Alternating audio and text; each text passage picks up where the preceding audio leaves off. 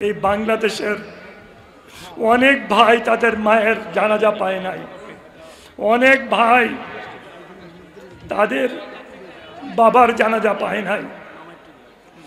এই বাংলাদেশের এই মুরাদনগরের অনেক ভাই তারা তাদের সন্তানদের সাথে রাত্রে ঘুমাতে পারি নাই। এমন ভাই তাদের এই গত 16টি বছর তাদের কাজকর্ম বন্ধ ছিল। এমন পরিবার যাদের চোখের পানিতে তাদের কাপড় ভিজত, মা সন্তান সবাই মিলে। এমনটা ছিল বাংলাদেশের অবস্থা। কোনো সাংবাদিক, আমার যে প্রিয় ভাইয়েরা সাংবাদিক ভাইয়েরা আমার সামনে উপস্থিত, সারাদিন কষ্ট করে, ওনারও স্বচ্ছ কথাটা লেখার ক্ষমতা ছিল না, ওনারাও ভয় পেত। আলহামদুলিল্লাহ, সবাই আমার সাথে বলেন আলহামদুলিল্লাহ, জোরে বলেন আলহামদুলিল্লাহ, আলহামদুলিল্লাহ, আল্লাহু আকবার, আল্লাহু আকবার, আল্লাহু আকবার, সুবহানাল্লাহি ওয়া বিহামদিহি সুবহানাল্লাহ। ভাইয়েরা আমার, আজকে কোনো সম্বোধন করব না, আমি শুধু আল্লাহর শুকরিয়া আদায় করব। আমার আল্লাহ যিনি আমাকে সৃষ্টি করেছেন, এক ফোঁটা পানি থেকে মায়ের পেটে কেমনি ভাবে 10 মাস মায়ের পেটে রেখে সম্পূর্ণ রূপ ধারণ করে ওখানে লালন পালন করেছেন। 10টি মাস লালন পালন করে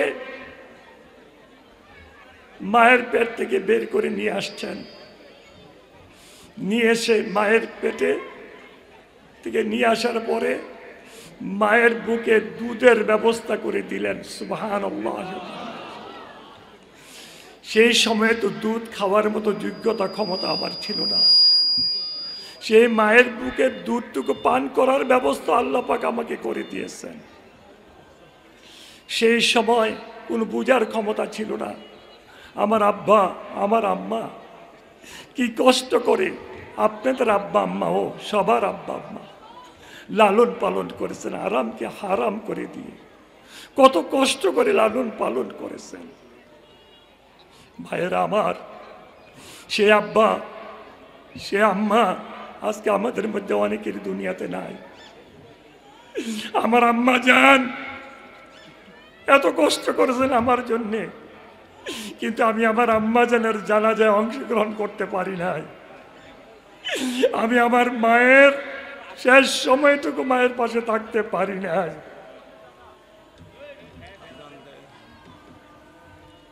আমার এই মুরাদনগরের এই বাংলাদেশের অনেক ভাই তাদের মায়ের জানাজা পায় নাই, অনেক ভাই তাদের বাবার জানাজা পায় নাই।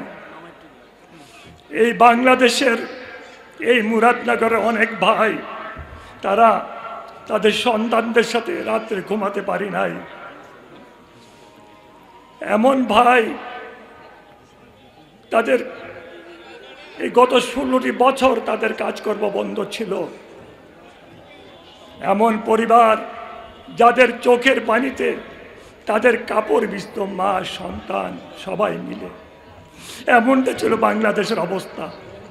কোনো সাংবাদিক, আমার যে প্রিয় ভাইয়েরা সাংবাদিক ভাইয়েরা আমার সামনে উপস্থিত, সারাদিন কষ্ট করে, ওনারও স্বচ্ছ কথাটা লেখার ক্ষমতা ছিল না, ওনারাও ভয় পেত। ওনারও জীবনটাকে হাতে নিয়ে অনেক ধৈর্য সহ্য সহকারে কাজ করে যেতে হতো। ভাই শুধু তাই নয়, অনেক যারা সরকারি চাকরি করতেন তারাও কিন্তু ভয়ে 16 বছর ভয়ে ছিল। আপনার প্রশ্ন করতে বলতেন তারা কত ভয়ে ছিল। তারা তো আমাদেরকে মিথ্যা মামলা দিচ্ছে, তারা তো আমাদেরকে অ্যারেস্ট করছে, তারা আমাদের কষ্ট দিচ্ছে। তারা কিন্তু দিছে এগুলি সব ভয়ে, নাইলে তাদের চাকরিটা থাকবে না, নাইলে তাদেরকে বের করে দেবে, তাদেরকে অন্য জায়গায় বদলি করে দেবে। সারা বাংলাদেশটা ছিল একটা ভয়ের মধ্যে, একটা আতঙ্কের মধ্যে। আল্লাহ পাক আমাদেরকে আতঙ্ক থেকে মুক্তি দিয়েছেন। কে দিয়েছেন? কে দিয়েছেন? কে দিয়েছেন? কে দিয়েছেন? কে দিয়েছেন? সবাই বলে আলহামদুলিল্লাহ। ভাইয়েরা আমার, আপনারা কিন্তু সকাল থেকে আরম্ভ করে এই পর্যন্ত অপেক্ষা করতেছেন। আপনারা যদি অনুমতি দেন তাহলে দুই একটা কথা বলতে পারি, কারণ আমার খুব বাড়িতে তো আপনাদের বেগম সাহেবরা চিন্তা করতেছে আপনাদের লেগে, বাচ্চারা চিন্তা করতেছে আপনাদের জন্য।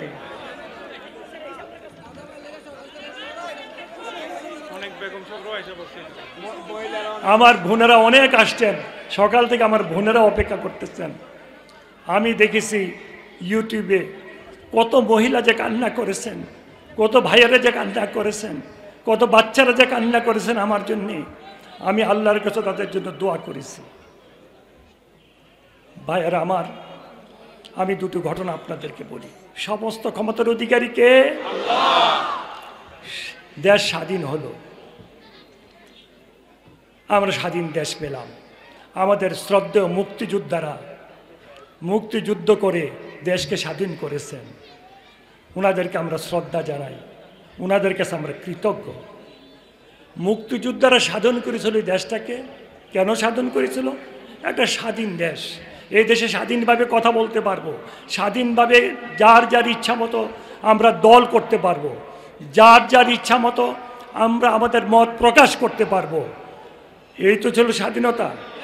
আমরা আমাদের ধর্ম আমাদের ইচ্ছা মতো আমরা পালন করতে পারবো। কিন্তু কি দেখা গেল, কিছুদিন পরই শেখ মুজিবুর রহমান সাহেব বাকশাল সৃষ্টি করলেন।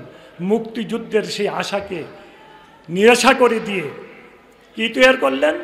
বাকশাল, যে কারোর মন মতো কথা বলা যাবে না, কার মন মতো চলা যাবে না, কোনো সাংবাদিকের ইচ্ছা মতো সংবাদ পরিবেশন করা যাবে না, সত্য সংবাদ পরিবেশন করা যাবে না, কেউ কারোর নিজের ইচ্ছা মতো পরিবারকে চালানো যাবে না। এমন বাকশাল সৃষ্টি করতে চাইল আমার আল্লাহ, যিনি আমাদের ক্ষমতার মালিক, আমারে বানাইছেন, আমারে সৃষ্টি করছেন, আমার জন্য জমিন তৈরি করছেন, আমার জন্য আসমান তৈরি করেছেন, আমার জন্য বাতাস দিয়েছেন, আমার জন্য পানি দিয়েছেন, আমার জন্য রিজিক দিয়েছেন, সমস্ত কিছু আল্লাহ পাক আমাকে দিয়েছেন, তাই না ভাই? আমার আল্লাহ চিন্তা করলো এটা হইলো তো ভীষণ খারাপ হইব। আমার বাংলাদেশের যে মুসলমানরা আছে, এই দেশটা তো হযরত শাহজালাল রহমতুল্লাহ আলাইহির দেশ, আমার এই পাগলের দেশ, এই দেশ তো 365 আউলিয়ার দেশ, এই দেশ তো উলামায়ে কেরামদের দেশ। এই দেশে বাকশাল হইব, একদলীয় শাসন হবে, এটা তো হতে দেওয়া যায় না। আমার আল্লাহ চিন্তা করছে, ওরা আল্লাহ এমন কাম করলো, মাত্র 6 জন কর্মকর্তাকে দিয়া একদম 1 মিনিটে সব শেষ হয়ে গেল। সুবহানাল্লাহ বিহামদি। সেই সময়ে কিন্তু বাংলাদেশে, আপনারা মনে আছে কিনা জানি না, রক্ষী বাহিনী ছিল, একটা বিশাল রক্ষী বাহিনী ছিল না ভাইয়ের আমার? বঙ্গভবনে মানে কি বলে না, ওনার ভাষাটা কি বলতো, যেই বাসাটা ধানমন্ডির 32 নম্বর ভবন, সে যেই ভবনে ওনাকে হত্যা করা হলো, সেই ভবনের থেকে আধা ঘন্টা দূরে হলো রক্ষী বাহিনীর ক্যাম্প শেরবাংলা নগরে। লক্ষাধিক রক্ষী বাহিনী ছিল, অত্যাধিক অস্ত্রের সজ্জিত ছিল। আমার আল্লাহ বললেন, এই খামোশ, তোরা কোনো কথা কইস না, তোরা কোনো কথা কইস না, তোরা চুপ থাক। রক্ষী বাহিনী কিন্তু একটা টু শব্দ করে নাই, একটা গুল্লিও করে নাই, একটা আওয়াজও করে নাই, ঠিক কিনা? আমি তাহলে সবকিছুর মালিককে আল্লাহ।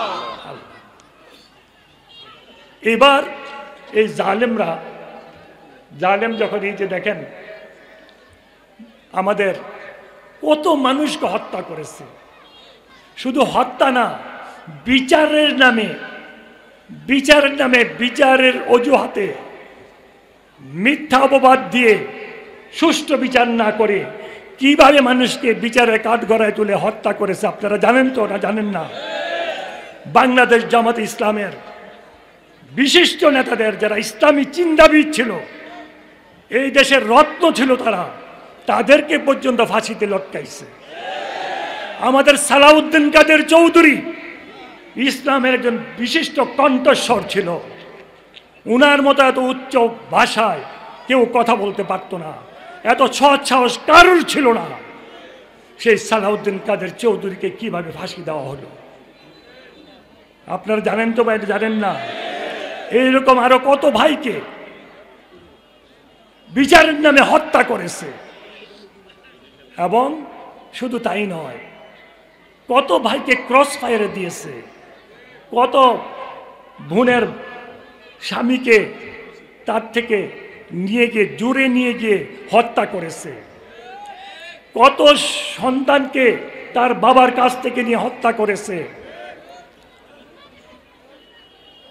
কত আমি বলতে পারছি এর ঘটনাগুলি বলে, কারণ আজকে 17টা বছর এই যে অত্যাচার, এই যে জুলুম, এই যে নির্যাতন, আমি কায়কোবাদ, আপনারা আমাকে 5 বার আল্লাহর রহমতে নির্বাচিত করেছেন। আমি আপনাদের কাছে কৃতজ্ঞ। আল্লাহর রহমত, দয়া, মায়ায়, মেহেরবানিতে, আল্লাহর হুকুমে আমাকে আপনারা নির্বাচিত করেছেন। তাই তো ভাই নাকি না? আমি ওই দিন ঢাকাতে আসলাম, আমি তো অভিভূত হয়ে গেছি। আমি আল্লাহর কাছে দোয়া করেছি, আল্লাহ এই যে তোমার গোলামেরা এত কষ্ট করে মুরাদনগর থেকে ঢাকা আইছে, এই বাচ্চারা, বুড়া মানুষেরা, তুমি তাদের প্রতি রহম করো, দয়া করো, তাদেরকে তুমি মাফ করো, ক্ষমা করো। আমি দোয়া করেছি। ভাইয়েরা আমার, আমি মুরাদনগরে আপনারা 5 বার সংসদ সদস্য নির্বাচিত করেছেন। আমি আমার মনে হয় আমি ইচ্ছা করি, আমার জানা সত্ত্বে কারো কোনো জুলুম করি নাই, কোনো অত্যাচার করি নাই, কোনো অবিচার করি নাই। যদি করে থাকি আপনারা বলেন। আমি চেষ্টা করেছি, যখন জিনিসপত্রের দাম বেশি ছিল, ন্যায্য মূল্যে নিজের পকেট থেকে ভর্তুকি দিয়ে আপনাদেরকে চাল, ডাল, তেল, চিনি দেওয়ার জন্য আমি চেষ্টা করেছি। আমার গরিব ভাইদেরকে ঘর তৈরি করে দেওয়ার জন্য আমি চেষ্টা করেছি। এই মুরাদনগর রাস্তাঘাট যা হয়েছে আল্লাহ পাক আমাকে দিয়ে করাইছেন। ভাইয়েরা আমার, আমি কি অপরাধ করেছি, কি অন্যায় করেছি? মাননীয় প্রধানমন্ত্রী তৎকালীন শেখ হাসিনা পার্লামেন্টে বলল, আপনারা শুনেছেন যে আমি নাকি বিদেরের ঘটনা ঘটাইছি। যে এই কথাগুলি বলল, আমি যখন চ্যালেঞ্জ করলাম, তখন উনি এই ঘটনা থেকে সরে গিয়ে আমাকে ফাঁসালো কিসে? শুধু আমাকে না, তারেক জিয়া সাহেবকে, আরো অনেককে, যারা নিরপরাধ। আল্লাহকে কি সহ্য করব? আল্লাহ তো আমাকে কেমনে বাঁচাইছেন? ইব্রাহিম আলাইসাল্লামকে আল্লাহ পাক যেভাবে আগুনের কুল্লুটি থেকে বাঁচাইছেন, ইউনুস আলাইসাল্লামকে আল্লাহ পাক যেভাবে মাছের পেট থেকে বাঁচাইছেন, আমাকে এমনি বাঁচাইছেন। আমাকে কুদরতিভাবে বিদেশে পাঠাই দিয়েছেন। পাঠায় বিদেশে যে 13টা বছর ছিলাম, মায়ের পেটে যেইভাবে ছিলাম এমনিভাবে আল্লাহ পাক আমাকে রেখেছেন। আমাকে দুবাই এয়ারপোর্টে, আমি ম্যাডাম জিয়া সাহেব গেছিলেন, উনারকে রিসিভ করে আমি যখন বের হচ্ছিলাম, আমাকে ইন্টারপোল দিয়ে শেখ হাসিনার সরকার আমাকে ইন্টারপোলের মাধ্যমে আমাকে অ্যারেস্ট করাইছিল। আল্লাহর রহমতে রাখতে পারে নাই। মাত্র তারা সিদ্ধান্ত নিয়েছিল আমাকে অ্যারেস্ট করে আমাকে বাংলাদেশে পাঠিয়ে দিবে। আমাকে বলছিল, তুই তো একটা বড় আকাম করে এসেছিস বাংলাদেশে, তোরে বাংলাদেশে পাঠাইতে হবে। বাংলাদেশ সরকার ইন্টারপোলের মাধ্যমে তোর নাম পাঠাইছে, আমরা এখন তোরে বাংলাদেশে পাঠাই দিব। আল্লাহর রহমতে আমাকে মসজিদে নববীর মুয়াজ্জিন সাহেব 2 রাকাত নফল নামাজ শিখাই দিয়েছিল। কোনো বিপদে পড়লে এইভাবে 2 রাকাত নফল নামাজ পড়ো। আমি আল্লাহর কসম, আমার মায়ের দেওয়া কিছু দোয়া আর মসজিদে নববীর যে হজরত ওনার শিখানো 2 রাকাত নফল নামাজ পরে সেজদায় গিয়ে আল্লাহর কাছে কান্নাকাটি করেছিলাম। আল্লাহর কসম করে বলতেছি, নফল নামাজ পড়ে যখন আসর নামাজ পড়লাম, আসর নামাজ শেষ করার পরে দেখলাম 2 অফিসার এসে আমার পাশে দাঁড়ানো। বলল, তুই চিন্তা করিস না, তুই কান্দোস কেরে? কান্দোস কেন? আমি তোদের কাছে তো কান্নাকাটি করি না, আমি কান্নাকাটি করি আমার আল্লাহর কাছে। তারপরে তারা বলল, তোরে ছেড়ে দেবো, তোর চিন্তা করিস না। তারা আমাকে বলল, তোর কেউ আছে কিনা যার ভিসা ভ্যালিড আছে? আমার পাশের বাড়ির কালাম, সে আমার সাথে থাকে, দুবাই থাকতো আমার কাছে। বললাম আমার ভিসা একজনের আছে, কালাম নাম, তারা ডাকো। বলে যে তুমি এখান থেকে যাবা, গিয়ে হাসপাতালে ভর্তি হবা, ভর্তি হয়ে একটা সার্টিফিকেট ওখান থেকে দিয়ে আমাদের কাছে পাঠাবা। এর মধ্যে দেখি বিরাট মেডিকেল টিম চলে আসলো, এসে আমাকে পরীক্ষা নিরীক্ষা করে বলল যে সে খুব অসুস্থ, সে ফ্লাই করতে পারবে না, তাকে বিদেশে কোথাও পাঠানো যাবে না। তারপরে তারা দিল, দেওয়ার পরে আমাকে বলল যে তুই শুধু 3 দিন হাসপাতালে থেকে 4 দিনের দিনে যে কোর্টে হাজিরা দিবি। আমি সেইভাবে সার্টিফিকেট পাঠালাম। সার্টিফিকেট পাঠানোর পরে 3 দিনের দিনে গিয়ে হসপিটালে থেকে এই কোর্টে গেলাম। কোর্টে গিয়ে যে এত বড় এক দাড়িওয়ালা জাজ, ওনারা তো ছোট দাড়ি রাখে, এত বড় জাজ আমাকে অনেক কিছু জিজ্ঞাসাবাদ করার পরে আমি বললাম ভাই আমি তো 5 বার আমার দেশের এমপি, আল্লাহ পাক আমাকে বানাইছিলেন, আমাকে মন্ত্রী বানাইছিলেন, আল্লাহ রহমত দয়ায় আমি হুইপ ছিলাম, তো তোর এই মামলায় দিল কেন? আমি বললাম এই কারণে। বলে তোর যে হিপ ভাঙ্গা এটার সার্টিফিকেট আছে?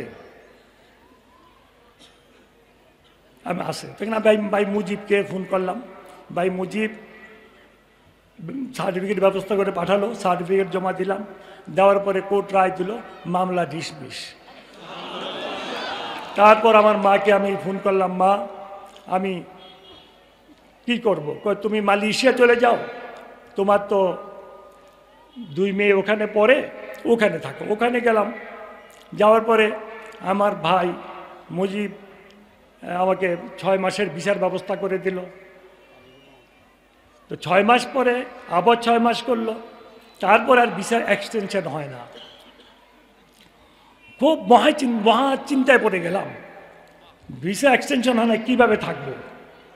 তখন আমি বৃহস্পতিবার দিন রাত্র স্বপ্নে দেখি আমার বাসায় এসে ইমিগ্রেশন অফিসাররা ভরে গেছে, মহিলা পুরুষ।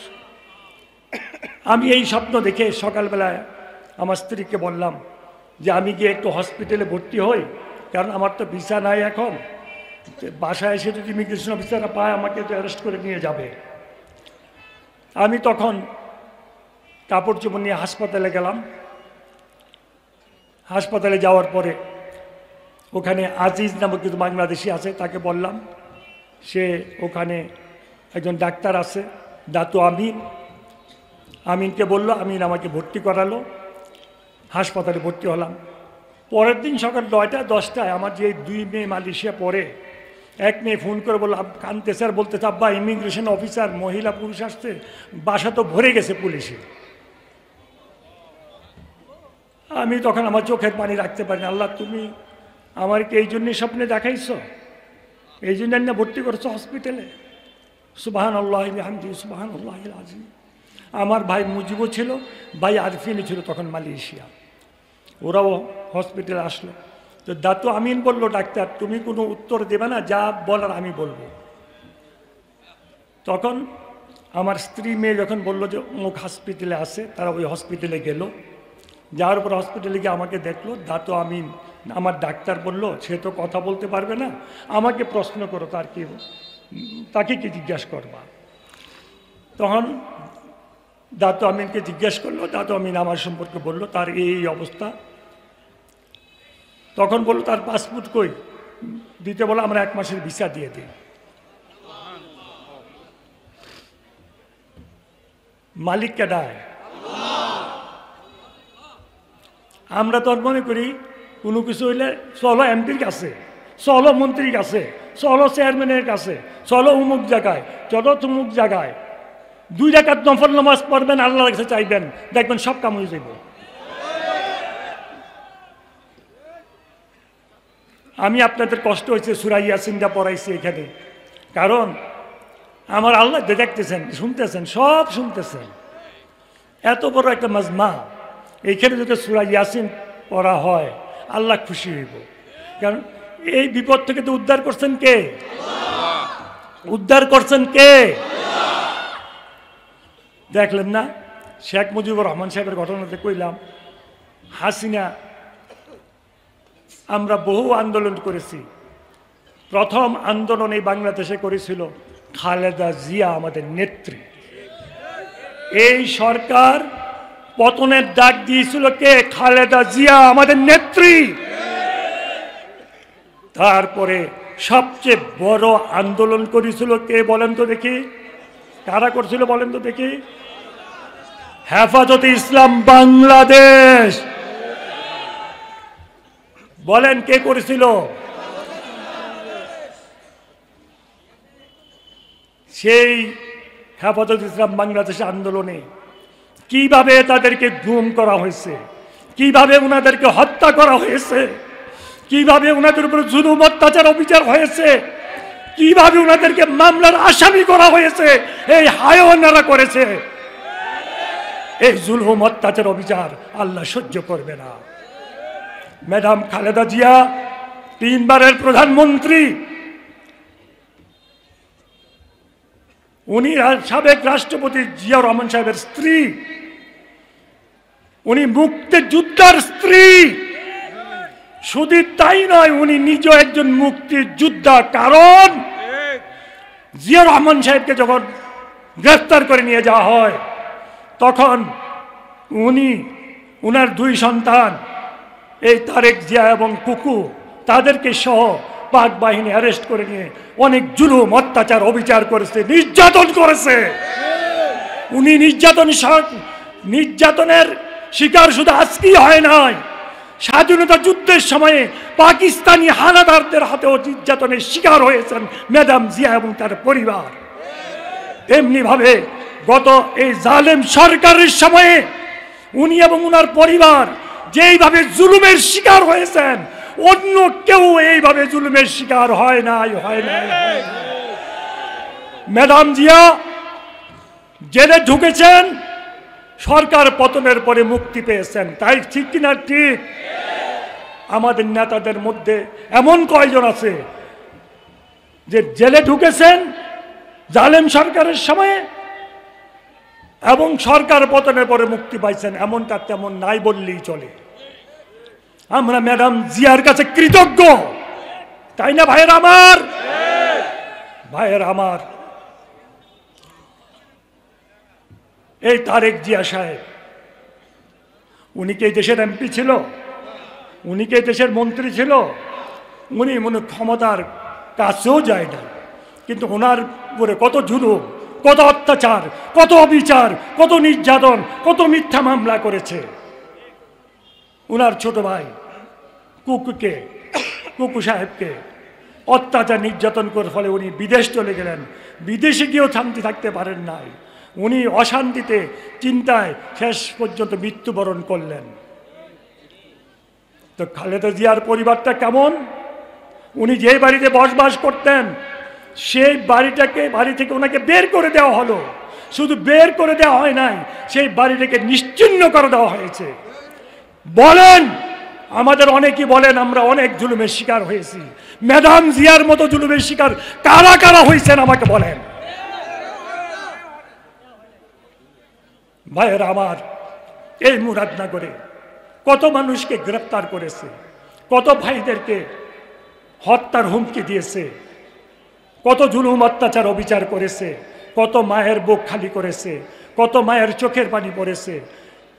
প্রায় 5000 আসামি এই মুরাদনগরে, তাই না ভাইয়েরা আমার? মিথ্যা মামলার আসামি।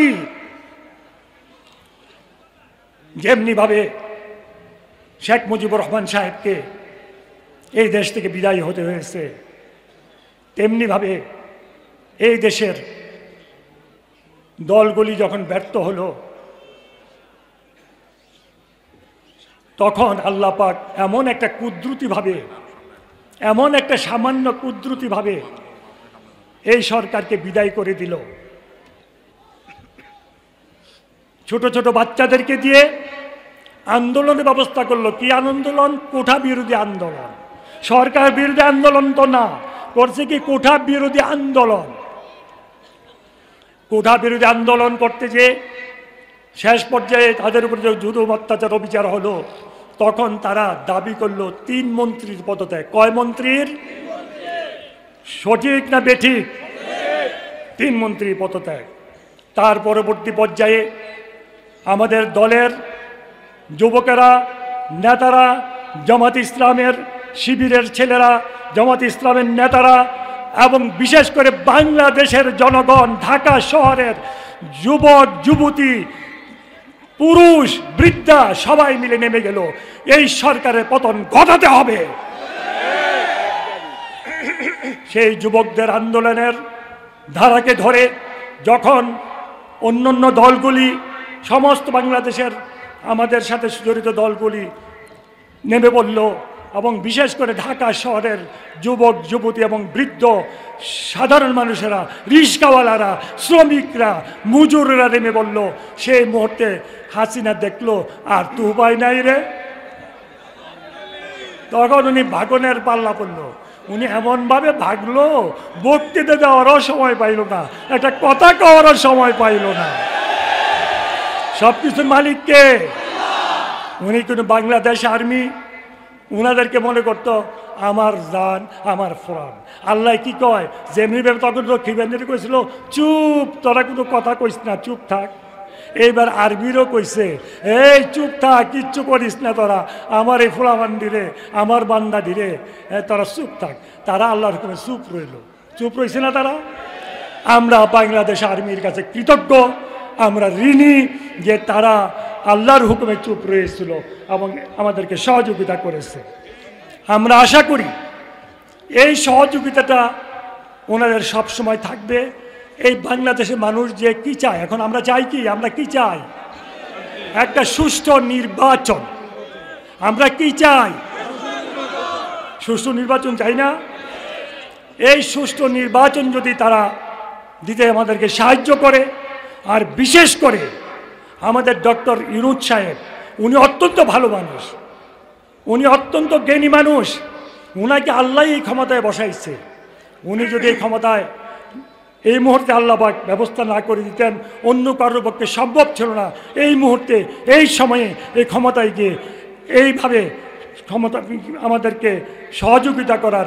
বিশেষ করে উনি ক্ষমতায় নেওয়ার সাথে সাথে যে কাজগুলি কিছু কাজ করেছেন, এটা আমাদের জন্য মনে রাখার মতো, এটা অস্বীকারের কোনো উপায় নাই।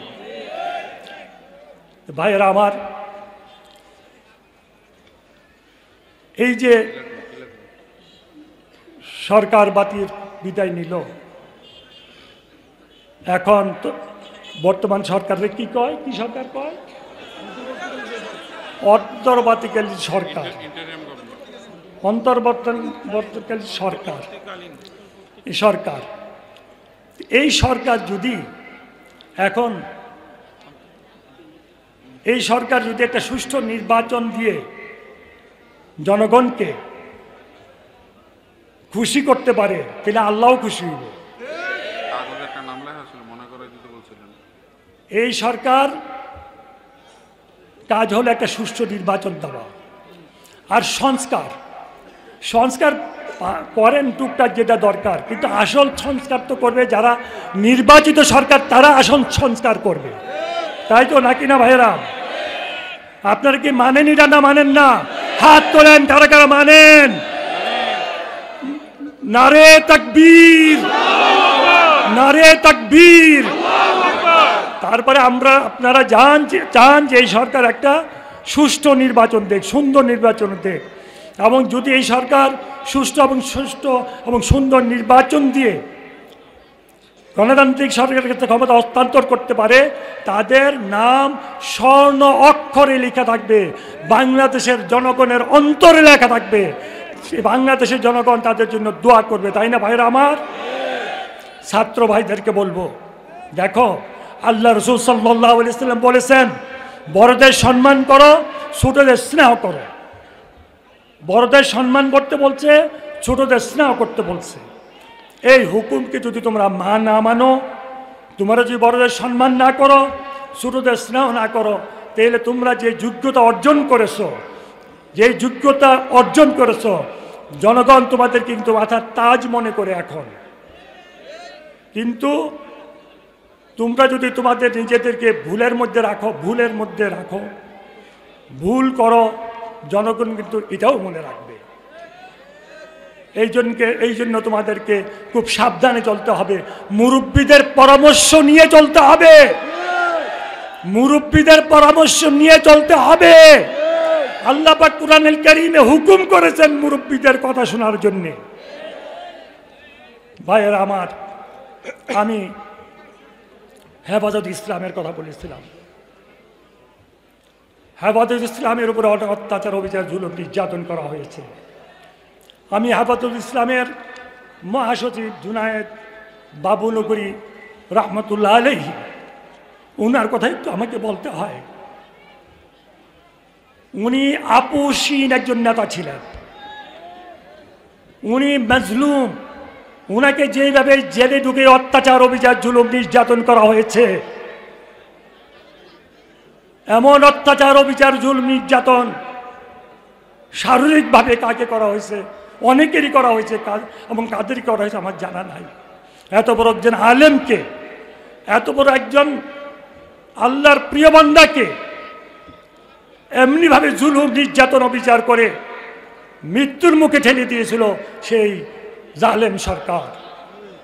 উনি যখন জেল থেকে মুক্তি পেলেন, হাসপাতালে ভর্তি ছিলেন, আমাকে ফোনে লাগাই দিয়েছিল আমার এলাকার এক ছেলে। আমি বললাম যে হযরত কেমন আছেন? বলে আপনি তাড়াতাড়ি আসেন, আপনাকে নিয়ে আমি উমরায় যাব। তো উনি বলল, ওনার সাথে যে আরেকটা ছেলে ছিল যে আমাকে টেলিফোনে লাগে, সে বলল যে ওনার প্রিন্সিপাল সেক্রেটারি, শেখ হাসিনার প্রিন্সিপাল সেক্রেটারি এসে ওনার সাথে দেখা করে বলছে, হুজুর আপনাকে আমরা উমরা পাঠানোর ব্যবস্থা করব। বলে না, আমি তোমাদের দ্বারা উমরায় যাব না, আমি তোমাদের দ্বারাই উমরায় যাব না। উনি না করে দিয়েছেন। কত বড় জিহাদি মনোভাব ওনার ছিল। উনি কোনো উনি একমাত্র ব্যক্তি, উনি কারোর সাথে আপোষ করেন নাই। অত্যাচার, অবিচার করা হয়েছে। ভাইয়েরা আমার, আমি আপনাদের কাছে কৃতজ্ঞ, আপনাদের কাছে ঋণী। বিশেষ করে আমার ছাত্র ভাইয়েরা অনেকে ক্ষমতায় গেছে। 3 জন গেছে না মন্ত্রী ক্ষমতায়। আমরা গর্বিত, আমরা আনন্দিত, তারা মন্ত্রী উপদেষ্টা হয়েছে। কিন্তু আমার একটা অনুরোধ থাকবে, আপনারা এমন কোনো কাম করেন না যে কামের জন্য আবার যখন ক্ষমতা থাকবে না তখন জবাবদিহি করতে হবে।